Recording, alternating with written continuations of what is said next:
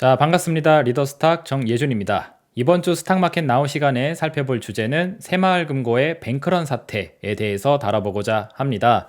지난 3월달 미국의 실리콘밸리 은행이 부도가 나게 되었을 때 이와 똑같은 상황이 국내에도 얼마든지 생길 수 있다. 국내에도 뱅크런 사태에 대한 위험이 충분히 있다. 라는 그런 전망을 해드린 적이 있었습니다. 그리고 그로부터 한 3달이 지난 지금 이 시점에 결국 터질 게 터진 그런 모양새가 되어져 버렸습니다. 자, 그리고 이 현상이 이제 앞으로 금융회사의 신용 강등 위험을 자극시킬 수 있는 요인이 될 것으로 지금 분석이 되고 있는데, 오늘은 이 부분에 포커스를 두고 방송을 한번 다뤄보고자 합니다. 자, 그럼 어떠한 내용 담고 있는지 목차부터 같이 보시면서 이어가도록 하겠습니다. 자, 첫 번째 내용은 과거에 말씀드렸던 SVB 파산 사태에 대한 제 견해를 리뷰해드리는 시간 간단하게 보고 가도록 하겠고, 두 번째로는 이 파산 위험에 의해서 금융회사들의 신용 위험이 부각되고 있다는 사실, 이 부분에 좀 중점적인 설명을 두 번째로 드리도록 하겠고, 마지막으로 오늘 방송의 하이라이트라고 할 수가 있는데, 지금 굉장히 엄중한 사건들이 지금 탄생을 하고 있음에도 불구하고 보통의 주식 투자자분들은 이에 대해서 쉬쉬하고 있습니다. 별 관심이 없어요. 그래서 이 상황이 마치 저는 성동격서의 상황과 유사하지 않나라는 생각이 듭니다. 무슨 이야기를 하고 싶어서 성동격서라는 사자성어를 갖고 왔는지 거기에 대해서는 3부 시간에 구체적으로 다뤄드리도록 할 테니까 1부서부터 천천히 하나씩 시작을 한번 해보도록 하겠습니다. 자, 첫 번째 1부입니다. SVB 파산에 대해서 리뷰를 해드리도록 할 텐데, 우리나라의 새마을금고 뱅크런 사태는 이미 오래전에 예고가 되었다라는 점을 다시 한번 체크를 해드리려고 해요. 사실 은행의 뱅크런 사태, 그리고 부도 파산에 대한 위험, 이런 것들은 국내에서 먼저 시작이 된 게 아니라 미국에서부터 SVB, 그리고 시그니처 뱅크, 그리고 유럽의 크레딧 스위스, 이런 은행들서부터 시작이 됐었습니다. 지난 3월달 과거 영상에서 자주 다뤄드렸던 주제예요. 못 보신 분 계시면 한번 보고 오시길 권장드리도록 하겠고, 그 내용이 국내에도 충분히 번질 수 있다는 이야기, 거기에 대한 견해를 다시 한번 체크를 해드리려고 합니다. 자, 내용으로 들어가서 보시면은 요겁니다. 23년도 3월 30날 해드렸었던 영상인데, 미국에서 쏘아 올린 은행 부도 폭탄은 동아시아에 터진다. 제가 보는 개인적인 견해상 미국에서 발생된 이 은행 부도 파산 위험은 결국 전이를 시켜서 중국이나 일본, 우리나라가 있는 이 동아시아 지역에다가 터트리려고 만들어낸 게 아닌가 싶은 생각이 든다 라는 이야기를 하면서, 미국의 은행들은 위험하다고 하면서 신용 위험이 터지고 파산까지 이르게 되는데, 국내의 펀더멘털이 약한 금융회사들은 왜 아무런 문제가 일어나지 않는가. 이것은 미국만의 문제가 아닌데, SVB라는 은행이 그 꼴이 나게 된 데에는 근원적으로 똑같은 원인이 있음에도 불구하고 자꾸 위험을 미국의 몇몇 주요 은행에다가만 부각을 시키고 있고, 국내 아시아 지역의 금융사들 같은 경우에는 괜찮다는 식으로 넘어가는 게 제가 보는 눈에서는 이상하다. 오히려 위험을 더 키워서 이 키워진 위험을 여기다가 터트리려고 하는 게 아닌가라는 차원의 이야기를 이 영상에서 했습니다. 물론 국내에 그 누구도 하지 않는, 어떻게 보면 좀 음모론적 관점의 이야기이기 때문에 신뢰하기가 어려울 수 있는 내용이라고 보여질 수 있을 거예요. 하지만 저는 지금의 상황을 전쟁과 유사한 상태이다 라고 보고 있는 입장이기 때문에 얼마든지 가능성이 높다라고 하면서 이 이야기를 해드렸죠. 그때 말씀드렸던 그 이야기를 다시 한번 빠르게 한번 좀 리뷰를 해드리려고 합니다. 자, 다음 화면 보시면은 이 PPT 화면 제가 그대로 가지고 왔어요. 금융산업의 펀더멘털을 따져봤었을 때 미국에 있는 은행들과 유럽에 있는 은행들과 아시아에 있는 은행들, 그 전통과 어떤 자산의 규모, 이런 걸 따져봤었을 때 아무리 생각해도 아시아의 주요 금융사들이 꼴찌입니다. 근데 왜 아시아는 조용할까라는 거죠. 여기는 문제 제기가 되지 않고 자꾸 미국의 주요 기업들만, 그리고 유럽의 크레딧 스위스 같은 회사들만 문제 제기를 하는가, 이상하다라고 하면서 요 도미노를 그려드렸습니다. 그래서 이렇게 얘기를 해드렸죠. 그래서 궁극적인 목적지는 제가 봤었을 땐 이 아시아라고 보여지는데, 이 아시아를 한 방에 쓰러뜨리기엔 힘이 부족하니까 여기서 조그마한 도미노가 시작을 하는 겁니다. 위험하다, 파산 위험이 있다 라고 하면서 미국의 중소형 은행 몇 개 터트리는 거죠. 그러면서 발생된 문제가 전이가 돼서 좀 더 위험이 커지고, 이 커진 위험이 전이가 돼서 또 규모를 확대하고, 이런 식으로 진행을 한 다음에 결국 펀더멘털에 가장 취약한 이쪽 지역에다가 문제 제기를 하게 돼서, 여기다가 힘을 주게 되게 되면은 이 조그만하게 시작했었던 도미노의 힘이 쌓이고 쌓여서 이 아시아라는 큰 도미노를 넘어뜨리게 하려고 하는 게 아닌가라는 차원으로 이 그림을 해석을 해드렸죠. 그래서 제가 봤었을 때는 아시아 지역 내에 주요 은행들이 어쩌면 가장 위험에 빨리 노출될 수 있을 만한 상황인데, 여기는 그냥 쉬쉬하면서 넘어가고 있고, 여기에서만 문제 제기가 되는 것 같다. 그래서 이게 시간이 지나게 되게 되면은 이 위험이 확장이 되면서 결국 아시아 주요 금융사들에게 위험을 야기시킬 수 있을 만한 상황으로 번질 우려가 있으니, 여기에 대한 대비나 생각을 하시는 게 좋겠습니다 라고 했던 거죠. 제가 왜 이렇게 아시아 시장에 대해서 부정적인 견해를 드렸냐면은, 우리나라를 비롯한 국내 금융사들이 이미 SVB가 겪었던 문제를 똑같이 겪고 있었던 상황이었거든요. 근데 그 뱅크런 사태가 미국에서만 제기가 된 겁니다. 그때 당시 그래서 보여드렸던 기사가 요런 게 있었었죠. 그래서 뭐 자영업자분들 주택담보대출 연체 급증, 그래서 자영업을 하시는 분들이 은행을 통해서 돈을 많이 끌었었는데, 이분들이 장사가 잘 돼서 제때제때 돈을 갚으면 상관이 없으나, 이게 장사가 잘 안 되다 보니까 연체가 되고 있다라는 거, 그리고 주택을 담보로 대출을 해가신 분들이 제때제때 이자를 갚아줘야 되는데 수입이 부족해서 그런지, 혹은 금리가 높아서 비용이 올라가서 그런지 연체가 되고 있다. 그래서 은행들이 과연 안전할까라는 이 내용, 이런 게 똑같은 시기 23년도 3월달 당시에 동일하게 있었어요. 그리고 밑에 보시면은 시한폭탄 제2금융권의 부동산 PF가 사상 최대이다. 그리고 5년 새에 카드사가 4.3배로 늘었다. 뭐 이런 기사들이 확인이 되는데, 무슨 이야기냐면은 빚입니다. 빚. 부동산의 프로젝트 파이낸싱, 이게 뭐냐면은 건물을 지을 때 천문학적인 액수의 돈이 들어가기 때문에 이것을 누군가가 보증해 주기가 힘들어요. 그래서 이 건물이 다 만들어지게 되면은 추후 여기서 수입이 생기게 될 텐데, 그 미래에 생길 수입을 담보로 일단 지어줘라.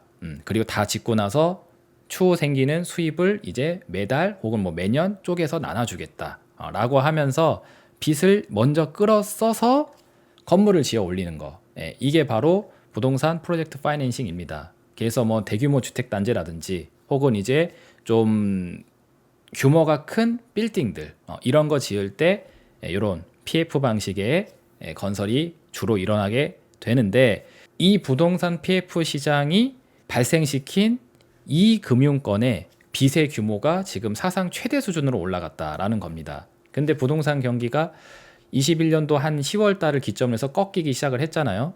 그러면서 집값도 많이 내려가게 됐는데, 그 과정에서 이 부동산 PF가 과연 회수가 될 수 있을 것인가. 그러니까 이 부동산이 다 지어져서 예상했었던 전망치만큼의 수익이 발생할 수 있을 것인가 라는 물음표가 생기게 되니까는, 이거 빚 써놓은 거 과연 이게 갚아질 수 있을까 라는 그 시한폭탄이 생기고 있다 라는 게 이때 당시 나왔던 기사 내용입니다.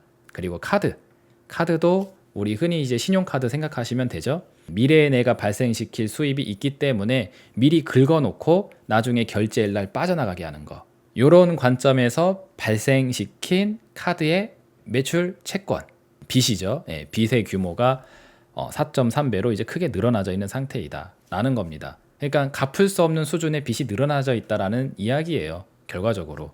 그러다 보니까는 이 은행들이 건전한지 안 건전한지 스트레스 테스트를 한번 좀 해봐야 되겠다라고 해서 이 테스트를 한 결과 미흡한 은행들에 대해서는 추가적으로 자본 적립을 의무화해야 되겠다라고 이렇게 국가적인 차원에서 제도가 나오기 시작을 한 겁니다.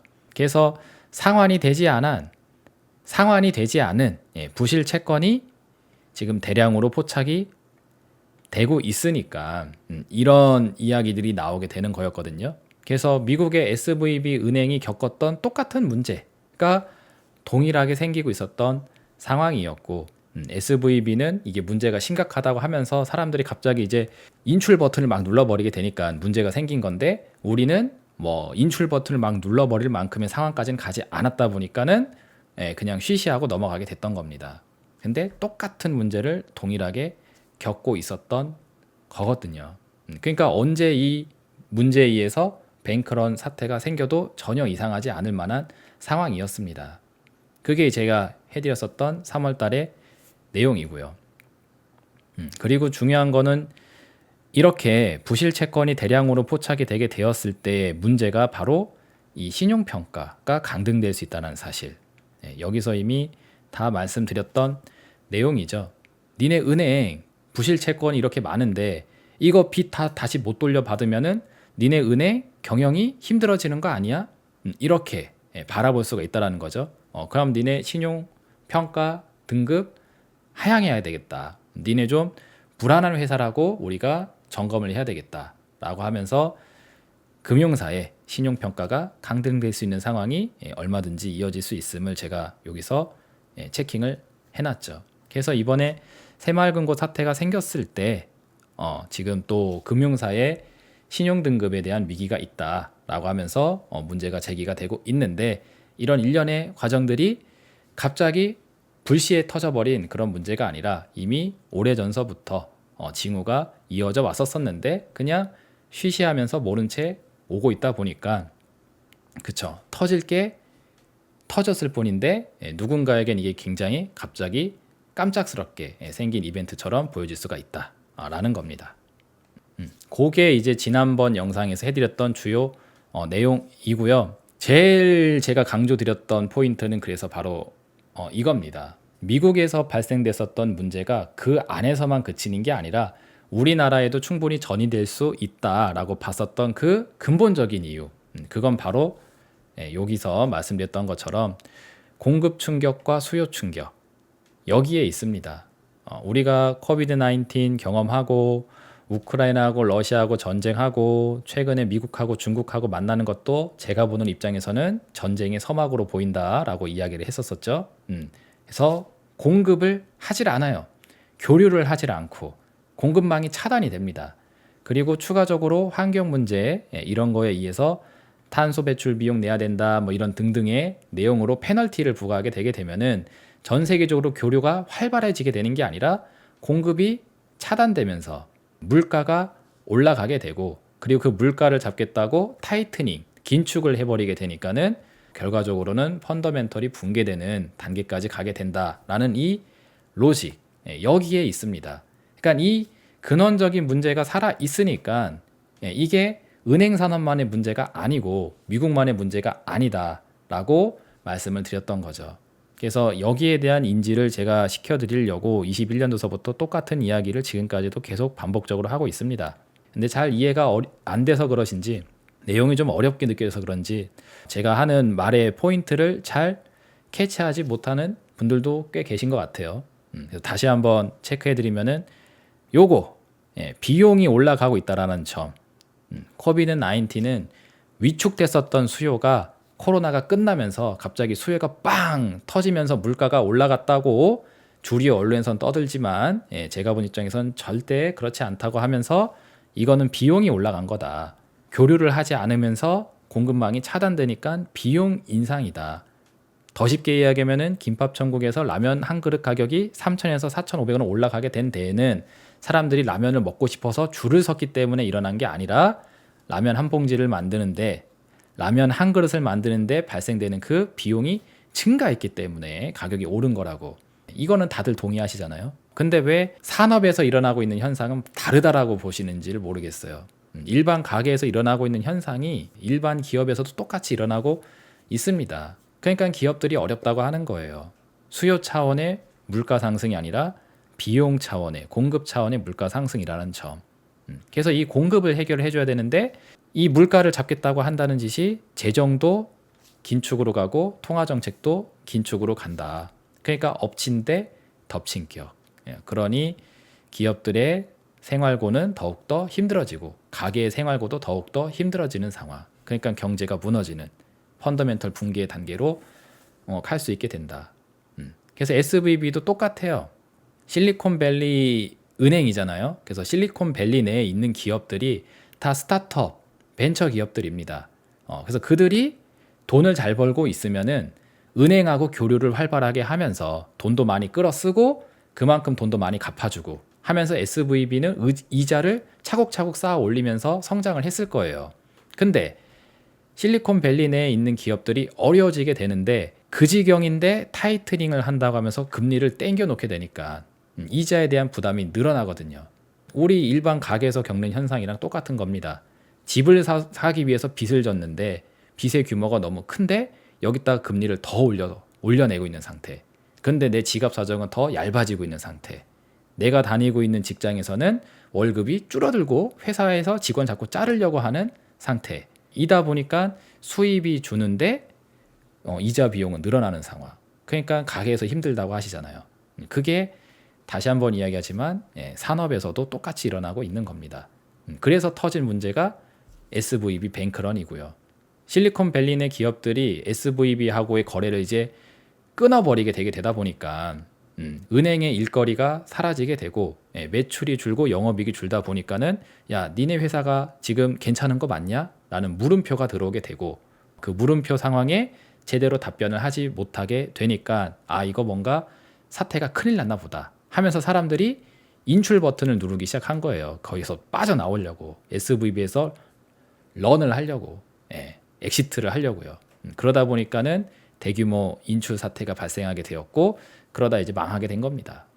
그 일련의 과정이 그 특정 지역에서만 특별하게 발생된 이벤트가 아니라 궁극적인 힘은 동일하게 작동이 되고 있다는 점을 그래서 저는 강조를 드렸던 것이고 그래서 제가 드렸던 이야기가 요거죠. 맨 위에 써드린 이야기 SVB 부도 위험은 전 세계에서 전 산업으로 퍼질 수 있는 이벤트가 된다. 이거를 특정 그리고 특별 그리고 개별 이벤트성으로 생각하시면은 안 될 것 같다. 그게 이겁니다. 그래서 미국에서 발생시킨 이 이야기가 마치 팬데믹처럼 돌아서 아시아에 터질 수도 있다라는 이야기를 드렸던 거죠. 코비드-19 코로나 바이러스 팬데믹 문제도 똑같았었죠. 중국에서 시작을 했는데 이게 결국 미국에 상륙을 하게 되면서 그때 코로나 팬데믹이 터지게 된 거잖아요. 그래서 코로나 이슈가 있었던 거는 20년도 2월달, 3월달로 많이 알고 계시지만 이 질병이 발원이 되기 시작했었던 거는 그 전에 19년도 가을, 겨울 중국에서부터 우한 폐렴이란 이름으로 먼저 시작이 됐었습니다. 그래서 이게 비슷하다. 심지어 뱅크데믹이라는 표현까지도 쓰고 있더라. 그래서 이런 미래가 저는 그려진다 라고 얘기를 해드렸던 거고 이게 우리나라에서는 새마을금고 뱅크런 사태로 지금 시작이 된 게 아닌가라고 보는 게 제 입장입니다. 자, 그래서 일부 내용을 통해 지난 영상 리뷰를 간단하게 한번 봤고요. 자, 지금부터가 이제 중요하죠. 자, 그럼 이제 현재 이 시점에서 신용 위험이 부각되고 있다는 사실에 또 주목을 해 봐야 돼요. 왜냐하면 이 신용 위험이라는 것은 제가 밑에 여기 써놨다시피 펀더멘털 붕괴의 사전 징후입니다. 크레딧이라는 게 이제 신용이잖아요. 신용. 믿을 수 있느냐 없느냐. 그러니까 SVB 문제도 야, 저 은행 믿을 만한 회사 맞아? 내가 맡겨놓은 예금 제대로 인출받을 수 있는 회사 맞아? 라는 그 물음표. 리스크가 들어가게 되었을 때 그게 곧 신용 위험, 신용 위기이거든요. 그렇기 때문에 국내에도 뱅크런 사태가 터졌다라는 것은 지금 그 해당 은행이 건전한지에 대한 물음표가 떴다라는 겁니다. 그렇기 때문에 펀더멘털 붕괴가 되기 시작을 할 때 나오는 사전 징후로서 이 크레딧 리스크가 뜨게 되는데 지금 이게 부각이 되고 있다라는 뜻은 한편으로는 펀더멘털 붕괴의 사전 징후에 신호가 들어왔다라는 해석을 할 수 있는 내용이기 때문에 제가 보는 입장에서는 상당히 심각한 수준에 이르고 있다라는 겁니다. 이 이야기를 조금 자세하게 풀어드리기 위해 본 내용으로 이제 들어가 보도록 할게요. 요거 역시도 제가 지난 영상을 통해서 많이 경고를 해드렸던 내용입니다. 스탁마켓나우 5번째 시간으로 올려드렸던 영상이 바로 요거죠. 외국인 투자들은 한국 채권을 대량으로 팔아치우고 있다. 채권이라는 것 자체가 빚을 되돌려 받을 수 있는 권리 이거든요. 그래서 이 빚이라는 이 채권 상품은 기준금리에 의해서만 금리가 결정이 되는 게 아니라 리스크 프리미엄, 이 빚이 다시 돌려받을 수 있는 빚인지 그 여부를 따지는 크레딧 프리미엄이라는 것에 의해서도 금리가 결정이 된다라고 하면서 어쩌면 한국에 대한 리스크 프리미엄이 올라가줄 수 있는 미래를 지금 가정하고 있는 외국인 투자자들이 이번 기회에 셀링을 하는 게 아닌가라는 차원의 이야기를 여기서 해드렸죠. 그리고 13번째 영상 여기서 말씀드렸던 게 또다시 시황의 경고를 무시하고 있다라고 하면서 장세가 바뀔 거다. 이때도 해드렸던 이야기, 다들 기준금리가 그만 올라가면은 시장이 그만 떨어질 거다라는 차원으로 단도리를 치고 조만간 긴축을 그만한다고 하니까 장이 앞으로 계속 올라갈 수 있는 거 아니냐라는 차원으로 이해하시는 분들이 많은데, 제가 보는 기준에서는 금리 물가 따질 때는 이미 지났다. 이제는 경기, 실적, 그리고 이 실적 경기가 무너질 수 있다라는 사전 징후로서 신용 위험, 이런 것들이 이제 주요 변수로 장세가 바뀔 수 있음을 여기서도 얘기를 해드렸죠. 그리고 제가 자꾸 이런 이야기 하니까는 방구석 쌉개미의 의견이기 때문에 신뢰가 안 가는 것 같아서 많은 사람들이 존경하시는 워렌 버핏의 회사 버크셔 해서웨이에서도 크레딧 크런치라는 신용경색이라는 단어를 쓰면서 신용 위험에 대한 경고를 하고 있다는 사실, 그거를 여기서 체크를 해드렸죠. 상업 부동산이 위험하다라는 이야기, 우리나라로 치게 된 부동산 PF가 위험하다, 똑같은 이야기입니다. 그러니까 미국에서 발생되고 있는 이벤트가 국내에도 똑같이 발생되고 있다는 거예요. 근데 그 경고음이 미국에서는 세게 울리는데 우리는 안 울리고 있으니까 그냥 문제가 없는 것처럼 생각을 하고 계신다. 그러지 말자라고 하면서 해드렸던 이야기입니다. 이것도 똑같죠. 15번째 했었던 이야기, 미국이 부채 한도를 올리려고 하는데 이 부채 한도 협상이 잘 되냐 안 되느냐를 따질 때가 아니라고. 그게 중요한 게 아니라 지금 미국의 재정이 빨리 앵꼬가 났다. 그래서 미국이란 나라의 신용이 흔들리는 그런 상황까지 지금 이르게 됐다 하면서 미국이 스스로 신용 위험을 자극하고 있다는 사실. 그러면은 미국이란 나라가 뭐 1에서 2만큼 위험하다, 신용이 흔들린다라고 하게 되면은 그보다 낮은 저신용을 갖고 있는 국가들 혹은 기업들 같은 경우에는 더 크게 흔들리게 된다라는 차원의 이야기를 여기서 했었었죠. 그래서 저는 계속적으로 이 신용 위험에 대한 부분에 포커스를 두고 상황을 봐야 된다는 이야기를 오래전서부터 해 왔습니다. 왜 그랬냐면은 이게 다시 한번 이야기하지만 펀더멘털이 흔들리고 있다라는 징후로서 확인이 되는 거거든요.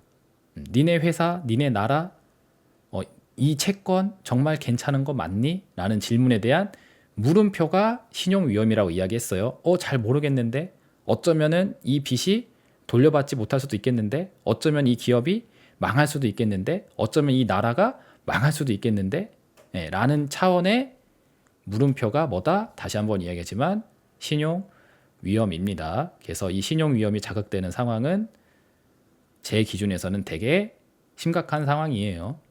근데 제가 하는 이야기가 너무 난해하다라고 생각되시는 분들이 계시면은 차라리 요 화면을 한번 보시길 바라도록 하겠습니다. 저는 그 국가부도의 날이라는 영화가 거의 뭐 한편의 교과서라고 생각하는 사람인데, 여기서 그 우리나라가 IMF 위기를 맞이하게 되었을 때 그 사전 징후로서 똑같이 여신이 붕괴되고 있다라는 사실을 여기 극중 유아인 배우가 프레젠테이션 하는 장면이 나오죠. 그래서 여기 줄여 뭐 믿을 신 한 다음에 믿음을 주는 게 곧 돈을 빌려주는 것이다. 그런데 이 믿음이라는 게 얼마나 부실한 것인지에 대한 부분을 설명을 하면서 막 이렇게 흥분하면서 프레젠테이션을 하죠.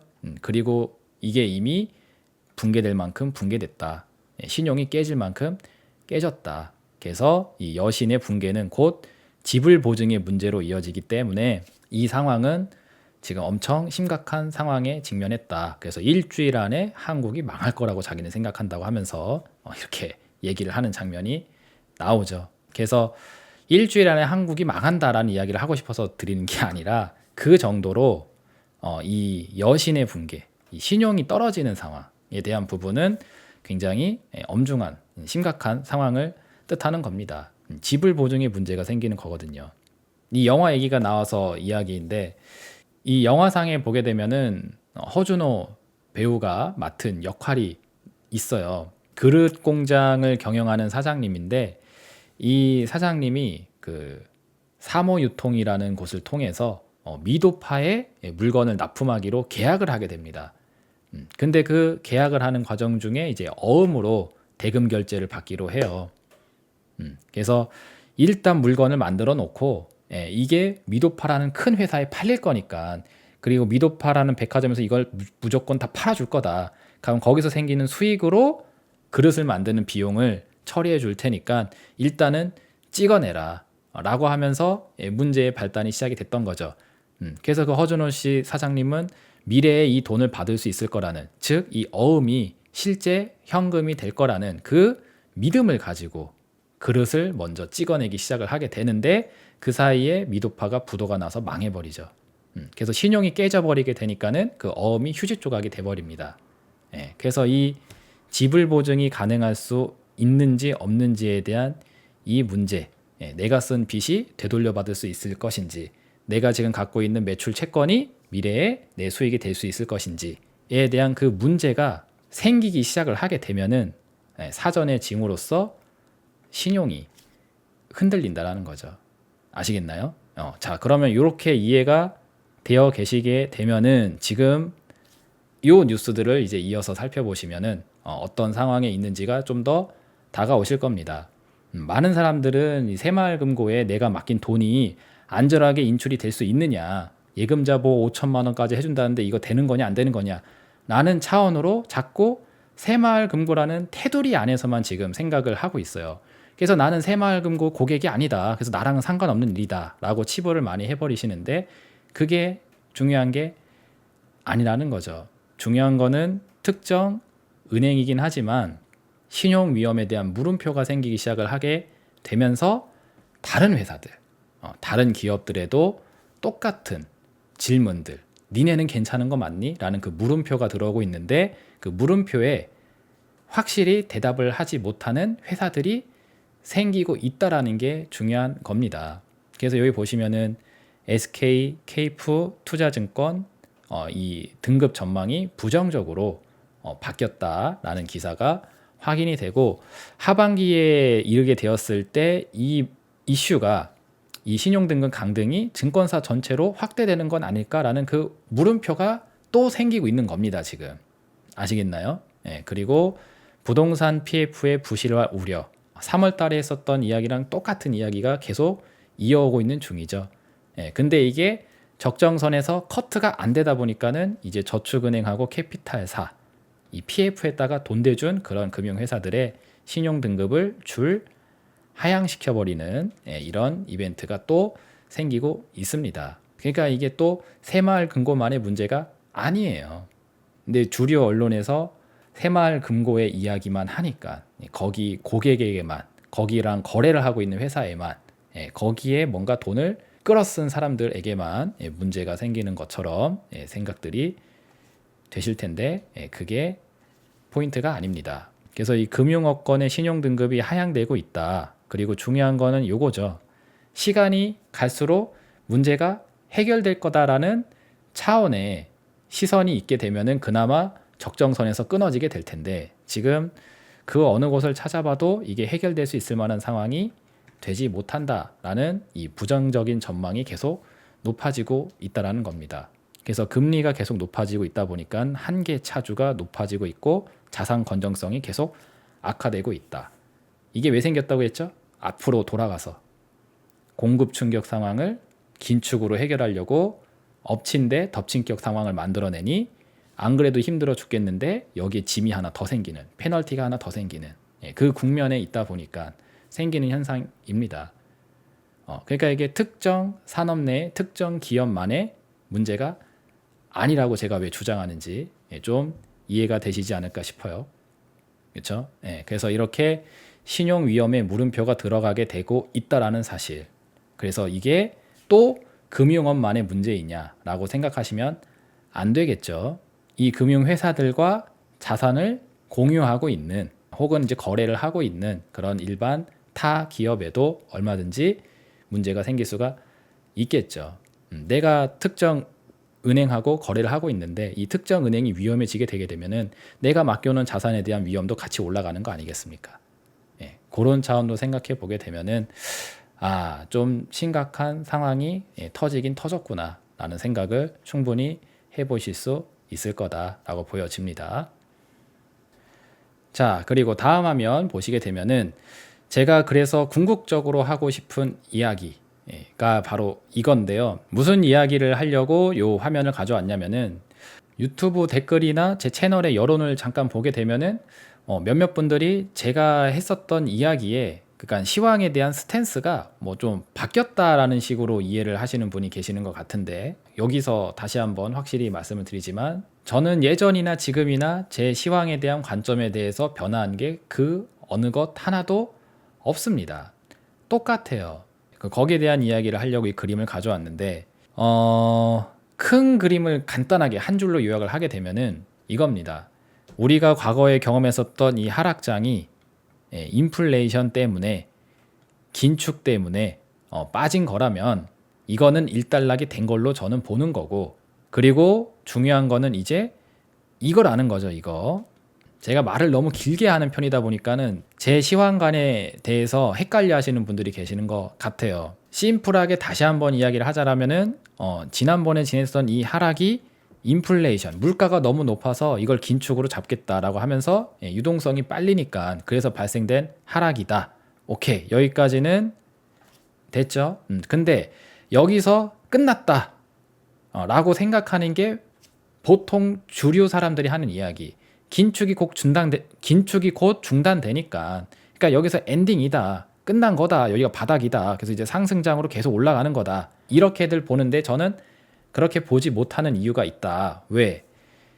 여기서 끝나면은 다행인데 이 문제가 발생된 배경을 살펴보게 되면은 공급 충격을 수요 침체로 잡고 있기 때문에 그래서 이대로 가다간 다 죽는다. 펀더멘털이 터진다. 그래서 이거를 그냥 묻어놓고 갈 수가 없기 때문에 이게 위험한 한, 그러니까 펀더멘털이 흔들릴 수 있는 상황이 찾아오는 한 쉽게 바닥을 논할 수가 없다. 지금 당장 괜찮은 척하면서 이게 오른다고 할지라도 이거를 그냥 넘기고 갈 수가 없기 때문에 나는 이게 깔끔하게 정리되는 것까지 봐야 그래야 진바닥에 대한 신뢰를 가질 수가 있을 겁니다. 이거예요. 이게 제가 21년도 여기 상반기 당시 시장 하락을 이야기하면서 해왔던 얘기입니다. 그래서 여기 한 8월 달쯤에 지수익이 떨어지기 시작을 하게 되면서 많은 분들이 저한테 물어봤어요. 시장이 진짜 꺾이기 시작하는데 어디까지 밀릴 것 같냐고. 그래서 제가 영상도 많이 보여드렸죠. 아마 제 생각에는 쉽게 끝나지 않을 것 같고 6개월 이상 가지 않을까. 그리고 지수는 30% 정도 더 떨어질 것 같다.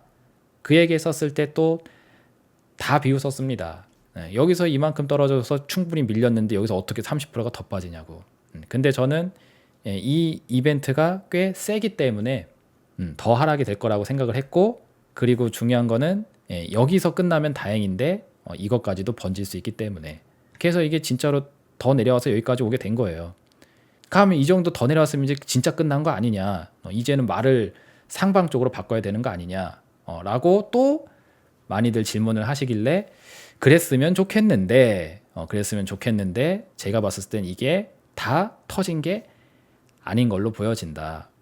왜냐면은 기도가 막힌 환자의 목을 죄고 있는 형국이다라고 말씀드렸던 공급 충격과 수요 침체 상황이 여전히 지속이 되고 있는 중에 또 2차 긴축 사이클을 돌린다고 하고 있고, 재정과 통화가 또 말라가는 쪽으로 방향을 설정한다고 하는데 더 문제가 심각해지지 않을까 싶어서 1000포인트의 추가 하락이 얼마든지 더 생길 수 있을 만한 상황이다 라고 말씀을 드린 겁니다. 그리고 지금 그 생각은 여전히 유효해요. 많은 분들은 뭐 지수가 여기서 또 이만큼이나 올랐는데 이게 어떻게 이 저점이 어떻게 또 깨질 거냐라고 생각들을 하시겠지만, 저는 그쵸, 이전에도 이야기했다시피 시장이 주는 분위기, 그리고 지수가 몇 포인트냐에 대한 그 관점이 제 판단을 바꾸질 않습니다. 제 판단이 바뀌려면 다시 한번 이야기하지만 이게 깔끔하게 정리가 돼야 돼요, 제 기준에서. 근데 이게 되지 않았기 때문에 얼마든지 추가 하락 가능성이 오픈이 계속 되어 있다라고 보는 입장인 겁니다. 물론 이건 제 개인적인 입장이에요. 여러분들이 얼마나 동의할지는 여러분들의 선택이고, 그 관점에 맞춰서 투자를 하는 거 역시도 여러분들의 선택입니다. 근데 저는 제 뜻대로 가겠다라는 거죠. 이해되셨나요? 그래서 이게 히스토리 리뷰인 것이고, 지금 제가 왜 추가적인 하락 가능성을 여전히 열어놓고 생각하는지, 그리고 시황관이 왜 바뀐 게 하나도 없다고 이야기하는지에 대한 부분을 충분히 이해하시길 바라도록 하겠습니다. 자, 마지막으로 이제 3부 시간입니다. 제가 1부, 2부 이야기 떠들면서 지금 여기까지 왔는데, 사실 제가 아무리 이렇게 위험에 대한 이야기를 많이 강조를 한다고 해도 아마 대다수의 사람들은 여전히 별 관심이 없을 거라고 생각이 돼요. 거기에 대한 이야기를 이번 시간에 좀 해보려고 합니다. 그래서 여기 위험 징후가 커져도 아무 관심 없는 사람들이라고 한 다음에 제가 성동격서라는 이 사자성어를 가지고 와 봤습니다. 무슨 얘기를 하고 싶어서 이러는 건지 본 내용으로 또 바로 들어가서 얘기를 이어드리도록 할게요. 자, 2021년도 상반기 당시의 상황으로 우리가 한번 좀 되돌아가서 생각을 좀 해보도록 하겠습니다. 이 성동격서라는 사자성어가 어떤 거냐면은 동쪽에다가 소리를 친 다음에 서쪽을 공략한다 라는 뜻이죠. 그래서 동쪽이 시끄러우면은 야, 이 동쪽에서 무슨 일이 일어나나 보다 해가지고 이 동쪽에 관심이 전부 다 쏠려 있을 때 실질적으로는 서쪽 벽이 무너지는, 서쪽 성을 공략해버리는 그런 전략 전술을 성동격서라고 이야기를 합니다. 제가 이 이야기를 왜 이 시점에서 하냐면은 21년도 요 상반기 당시에 지수와 그리고 조선 해운주들의 상황이 딱 이 성동격서의 상황에 어울리는 거였거든요. 그래서 구체적으로 설명을 해드리면은 21년도 요 1월, 2월 달 당시에 삼성전자하고 SK하이닉스 이런 종목들이 상투를 기록하고 이때 당시에 거래 대금이 엄청나게 터지면서 자금들이 일제히 빠져나갔어요. 그래서 지수의 어떤 상투의 징후가 이미 이 시점에서 크게 나와줬습니다. 그리고 4월, 5월 이쪽으로 가면서 긴축을 한다는 이야기가 실제로 들어오기 시작을 했고요. 그래서 그동안의 유동성으로 올려놨었던 지수 상승을 이제 마감할 때가 됐음을 시사하는 상황이 계속 노출이 되었었습니다. 그게 한 몇 달 갔어요. 근데 그 몇 달이라는 그 위험징후 신호가 계속 있음에도 불구하고 사람들이 왜 그 위험에 대해서 대응하지 못했었냐면은 바로 이 조선 해운주들의 랠리가 진행이 되면서 코스피의 이 고점을 또 뚫어버렸거든요. 3100포인트를 다시 탈환하지 못할 거라는 그런 생각을 갖고 있던 차에 조선 해운주들, 특히 이 HMM이라는 종목이 폭등을 하게 되게 되면서 지수를 멱살 잡고 여기까지 끌어올려 버렸습니다. 그래서 이거 조선주 해야 된다, 해운주 해야 된다. 그리고 조선 해운 올라가면은 철강도 같이 따라 올라간다. 그래서 조선 해운 철강 3세트 묶어가지고 이런 주식을 해야 될 때인데 무슨 뭐 인플레 뭐 이런 거 쳐다보고 있느냐. 인플레 얘기하고 떠들고 뭐 그러는 사이에 이거 다 놓쳐버린다고 하면서 이거 바라보는 사이에 시황에 대한 경계감이 완전히 무너졌어요. 그러니까 장이 장기적으로 하락할 수 있다라는 그 위험 징후가 사전에 목격이 됐는데, 근데 이 조선해운 쪽에 동쪽에다가 시끄러운 걸 딱 던져버리게 되니까 서쪽 벽이 무너지고 있다는 사실을 감지하지 못하고 그냥 넘어갔다라는 거죠. 그리고 더 안타까운 거는 이 조선해운 철강주들, 특히나 이제 HMN 같은 종목이 요때 당시에 얘네만 세트로 올라갔어요. 얘네만. 요때 당시 차트를 잠깐 보여드리면은 약간 이런 식입니다. HMM 주가가 15,000에서부터 5만 원까지 올라갔는데 이게 한 달, 두 달, 세 달, 네 달 만에 올라갔어요. 네 달이라는 시간 만에 HMM이 시총이 꽤 높은 종목이거든요. 근데 이게 굉장히 무슨 뭐 개잡주 올라가듯이 굉장히 폭등을 굉장히 세게 해줬습니다. 그러니까 이게 멈추지 않고 계속 올라가니까는 빨리 세상에 관심이 계속 생기는 거죠. 얘도 한 35,000원 선에서 여기다가 고점 만들고 이제 꺾이는 양상으로 갔는데 여기서 끝날 줄 알았던 게 고점을 돌파하면서 또 올라가 버려. 그리고 여기 아래 꼬리 보이시죠? 아래 꼬리 달면서 급락할 줄 알았는데 다시 올라가면서 이런 식으로 고점을 계속 경신하면서 올라가는 랠리가 계속되니까 사람들은 이거 얼마까지 가느냐, 뭐 10만 원까지 가냐, 7만 원까지 가냐, 그거 토론하느냐고 시간을 다 써버렸고, 안타까운 거는 이 고점을 경신할 때 얘네만 올라가니까 다른 종목은 사도 수익이 안 난다. 이거 외에는 수익이 나는 종목이 없다. 나가면서 이것만 뒤늦게 샀었던 분들이 5만 원 바운더리 근처에서 지금까지 크게 물려 있는 상태입니다. 왜냐면은 이 랠리가 끝나고 난 다음에 뭐가 있었어요? 아까 보여드렸잖아요. 요게 있었잖아요. 요게. 조선해운 철강주로 끌어올려놨었던 요 시세가 끝나고 나게 되니까 지수가 본격적으로 하락이 되면서 특히나 얘네들 중심으로 지수를 다 빼버렸죠. 그러다 보니까는 현재 기준으로도 최근에 지수가 반등이 나왔는데도 얘네들은 못 올라가고 있습니다. 그래서 여전히 반토막 이하까지 떨어져 있는 상태가 되어져 있어요. 그래서 이 시끄럽게 해놨던 부분에 손이 올라갔었던 분들은 지금까지 크게 고생을 하고 있는 상태이고, 더 중요한 거는 장이 떨어질 수 있는 상황. 이게 더 중요하잖아요. 그렇죠? 이 더 중요한 사실을 인지하지 못하게 막아버리는 그 시끄러운 역할을, 이 소음 역할을 얘네들이 해줬다라는 거죠. 물론 이 소음이 있었을 때 이걸 잘 타고 들어가서 수익을 내면은 잘한 거예요. 그건 잘한 거지만 그게 뒤늦게 보였던 분들 입장에서는 안 하자니 계속 올라갈 것 같고, 지금 와서 하자니 너무 높은 것 같고, 망설이고 있다 보니까 또 올라가고, 그러면서 자꾸 눈길이 가게 하게 됩니다. 근데 그러면서 동시에 시황에 대한 경계가 높아지고 있다는 사실은 이제 다 까먹고 내려놓게 된다라는 거죠. 그게 21년도 상반기에 있었던 상황인데 요거의 상황이 지금하고도 굉장히 유사하지 않냐라는 게 제가 요새 느끼는 시장의 분위기입니다. 자, 그리고 또 있어요. 21년 하반기에도 비슷한 성동격서적 상황이 있었습니다. 우리 지수가 이제 실제로 떨어지기 시작을 했었을 때 6월 달에 상투를 치고 지수가 여기서 이렇게 2800포인트까지 내려왔었던 시간이 있었었는데, 요때 당시에도 또 성동격서격 시세가 있었습니다. 메타버스 관련된 종목들이 시세를 보이면서 올라갔거든요. 그게 왜 올라갔냐면은 미국의 반도체주들, 특히나 시스템 반도체주들의 랠리가 있었습니다.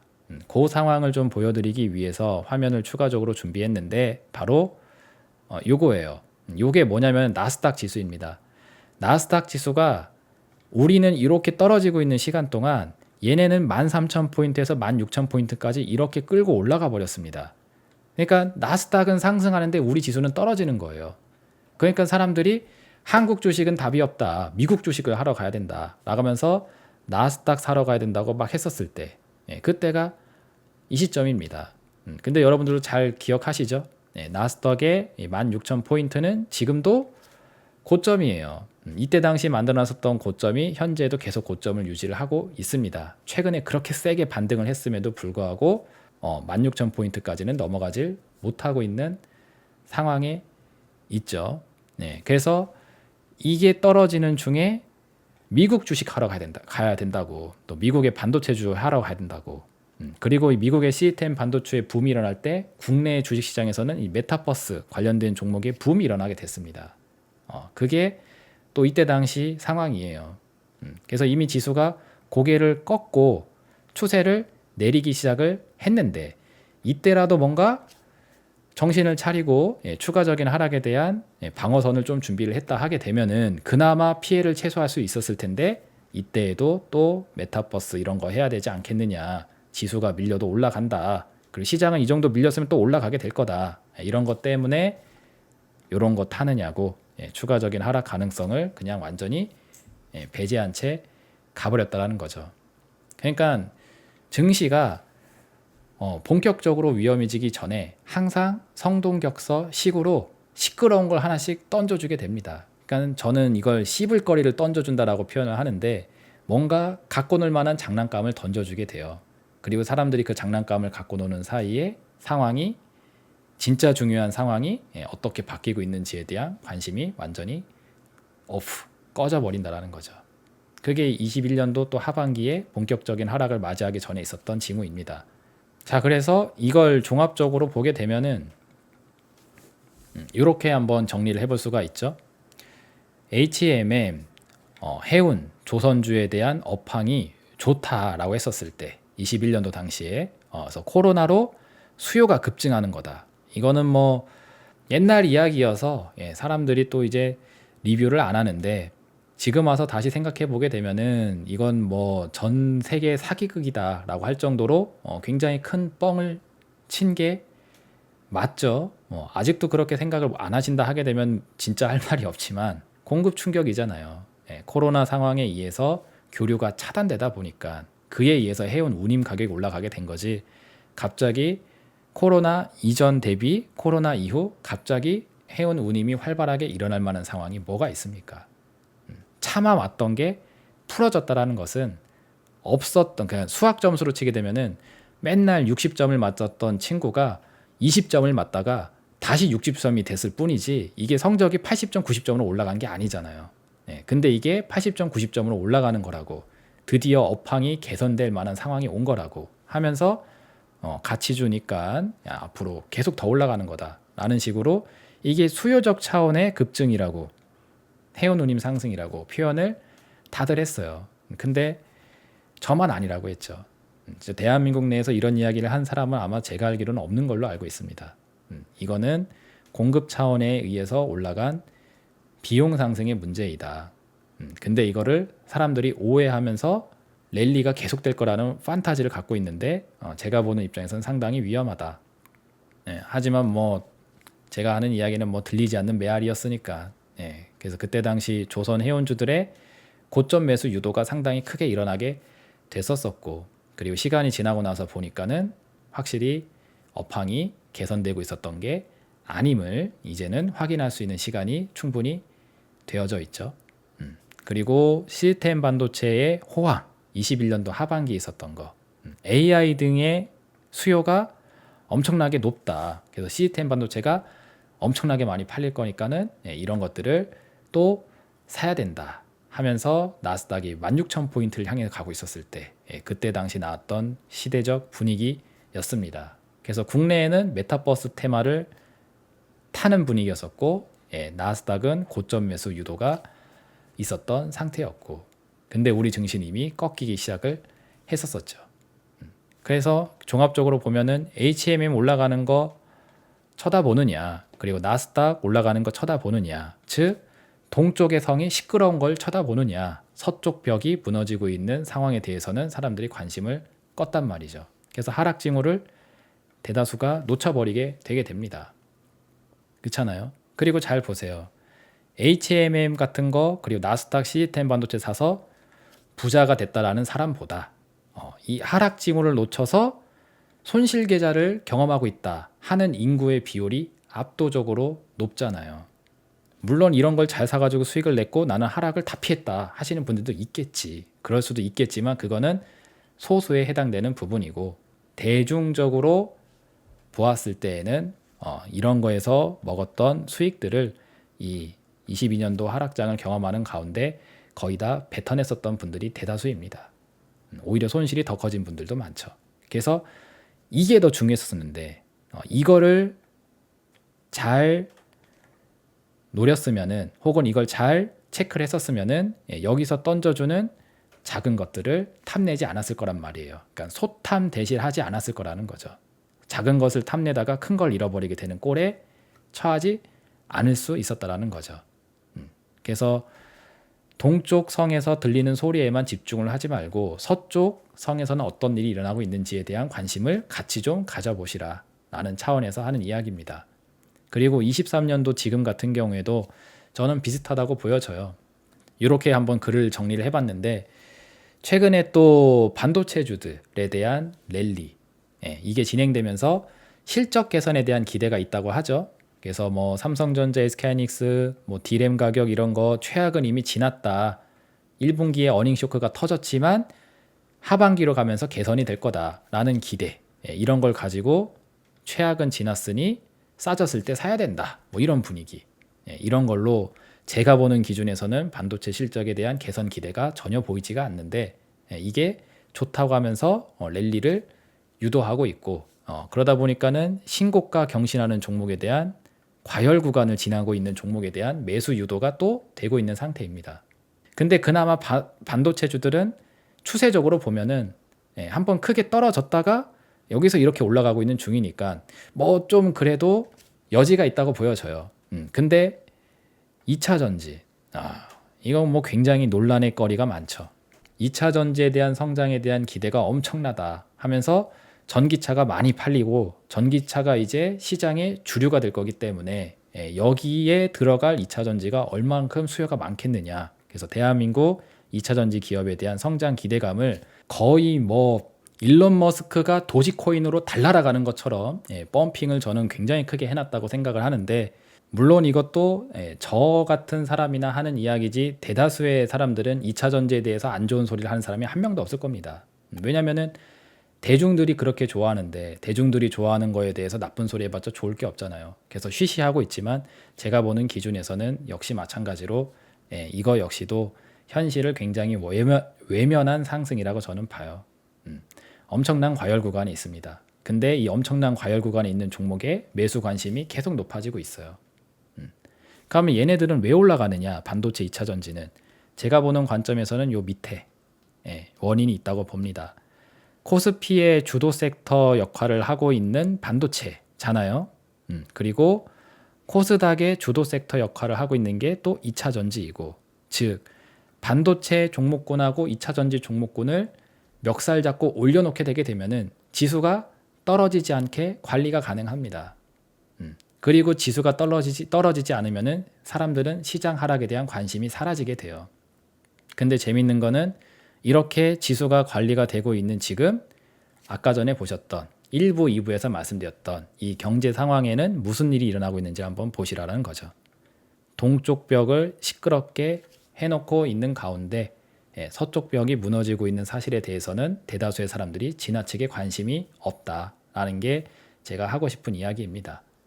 그리고 더 중요한 거는 이 과열 구간에 있는 종목에 대한 매수 심리가 굉장히 높아지고 있다는 거예요. 대표적으로 이런 종목이 있죠. 차트만 보면은 무슨 종목인지 다들 아실 것 같습니다. 주봉 차트이고요. 최근에 100만 원을 찍은 종목. 근데 지금 이 종목이 매수 관심이 계속 높아지고 있어요. 재밌는 현상이죠. 우리가 10배가 올라간 종목을 텐베거라고 부르면서 이 텐베거가 터진 종목은 주식시장에서 앞으로 쳐다보지 말아야 될 종목이라는 평가도 받게 됩니다. 그러니까 무슨 얘기냐면은 10배가 올라가는 이 시간 동안 이 종목이 갖고 있는 핵심 모멘텀과 내용들이 이제 터질 게 다 터졌다. 그래서 보통 1000% 파동을 일으키는 종목은 그 이후의 시세가 안 나오는 경우가 되게 많습니다. 특히나 이렇게 짧은 시간 안에 폭등을 해버린 종목이면 더 그래요.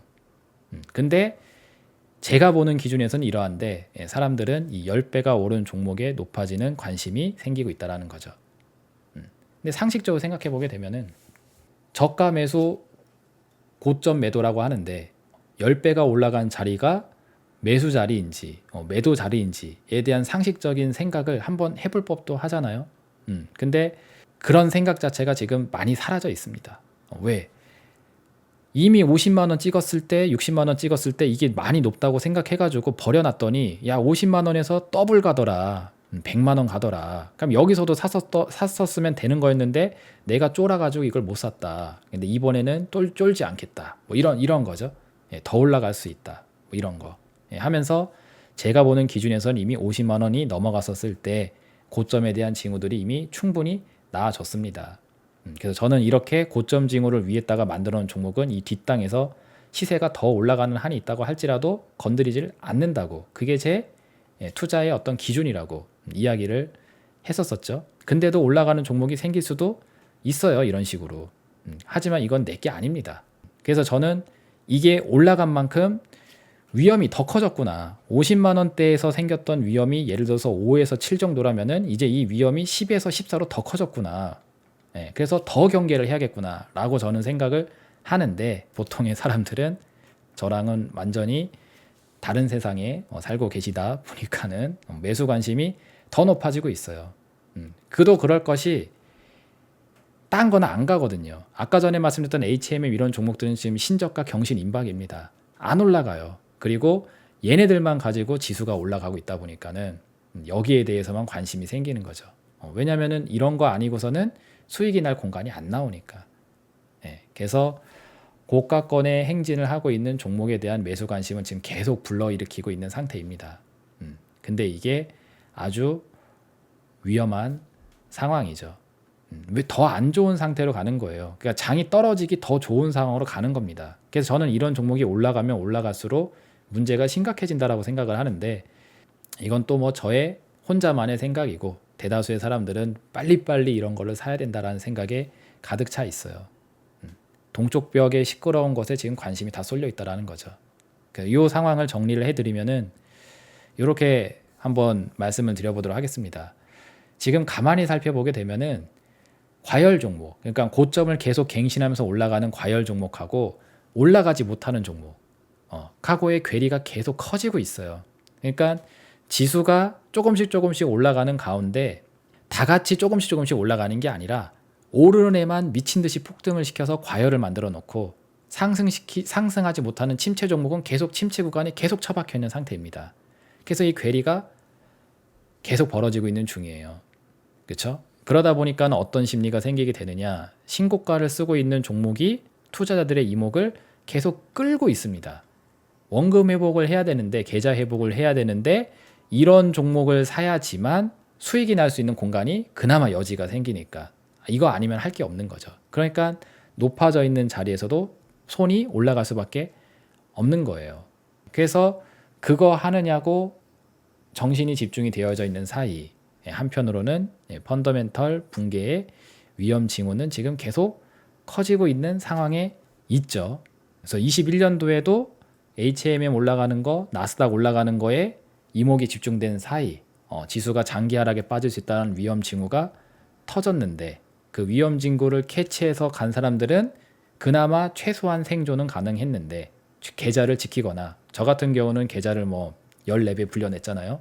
그렇게 하게 됐는데 소탐 대실, 그 올라간 종목 조금 더 올라가는 거 먹겠다고 들어가서 소탐을 했었던 분들이 확 물려버리게 되게 되면은 그 이후에 장기 하락을 그대로 경험하게 되면서 크게 계좌를 잃어버리는 상황에 노출이 되게 되었죠.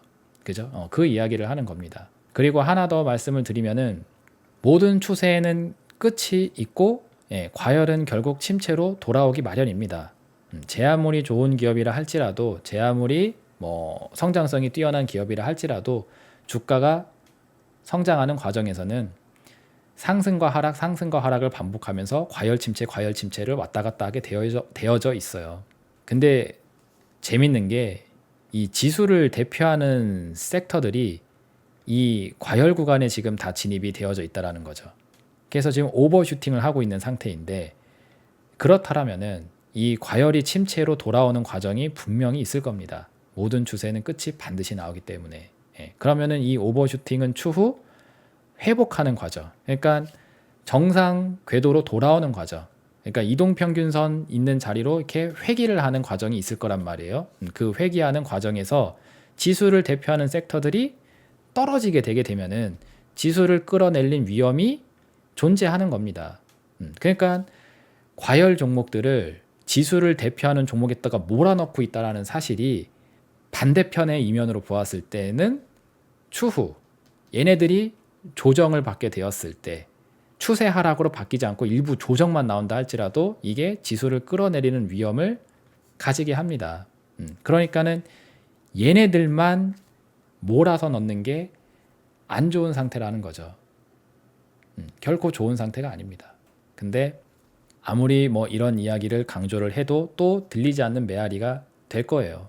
왜냐하면 지금 계속 제 채널에서도 여론을 보게 되면은 시장이 좋지 않다는 이야기를 하는 사이에 반도체주들 올라간다, 2차 전지 올라간다. 그거 계속 올라가는데 장 떨어진다라는 이야기 계속 듣고 있어야지 되느냐. 그러다 기회 다 날려버린다고.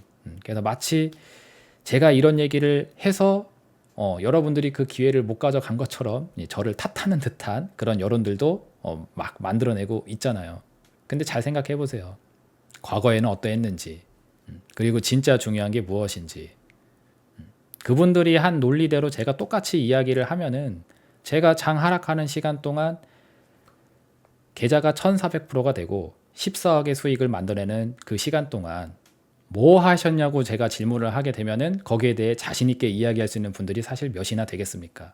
그리고 23년도 당시에 시장을 그렇게 잘 탄다고 했었던 사람들의 계좌 상황이 왜 아직도 원금 회복이 목표가 되어 있겠어요?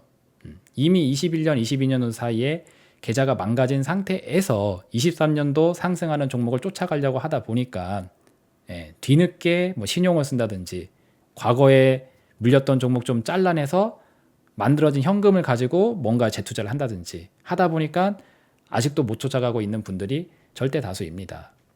그러니까 진짜 중요했었던 거는 사실 21년, 22년도 장이 떨어질 수 있다라는 그 가능성을 캐치하고 계셨던 게 훨씬 더 중요했던 거예요. 그리고 그걸 잘 하셨던 분들이 23년도에 뭐 종목을 잘 사서 수익이 나든지 말든지 할 수 있었던 것이고. 근데 지금 2년이 지난 이 시점에서 또 상황을 보게 되면 또 비슷한 양상으로 가는 것 같습니다. 또 반도체주 신고가 쓴다, 2차 전지 또 올라간다라는 그 동쪽 벽의 시끄러움에 시선이 쏠려가지고 실물 경기 충격, 좀 펀더멘털 붕괴의 징후가 터지고 있다는 사실을 많이 또 간과하고 계시게 될 텐데, 그렇게 되다 보게 되면은 또 작은 것을 탐하다가 큰 것을 잃어버릴 수 있는 상황도 충분히 올 수 있겠죠.